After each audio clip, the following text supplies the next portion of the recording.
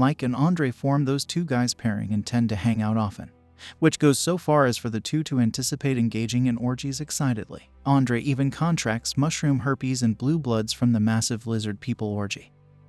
And it's unclear whether Mike gave it to him directly or if Andre was too intoxicated to remember. In My Big Flat Earth Wedding, Mike pushes Andre's face closer to him so he can lick his secretions off of his skin to get him high. The entire time, Mike giggles and encourages him while Andre is visibly sweating, while it is meant to get Andre high enough to find Reagan.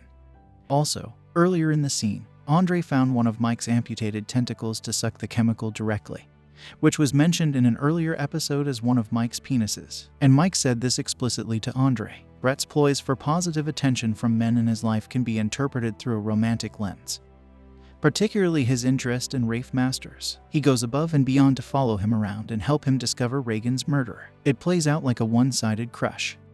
In Blue Bloods, Brett insists that his college frat brothers haze him to get him further into the frat, which involves stripping down to nothing and getting spanked with a paddle while trapped in a pillory. He also seems to be way too calm about it.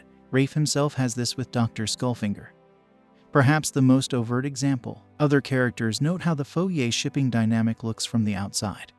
Later, Skullfinger even relates to Reagan as if they are both talking about the same toxic ex-boyfriend. Later on he realizes that he and Rafe are meant to be, and the two engage in their hero-villain dynamic, with Skullfinger describing burning off Rafe's testicles and Rafe sounding far too happy about it. To make it stranger, Andre decides to sit and watch. According to Mike, Glenn notably feels attracted to Brett and supposedly has had sexual fantasies involving all of his coworkers. He describes Brett as Fox News anchor beautiful and seems to envy and lust after him on occasion. JR and Rand are described as having a sordid history already.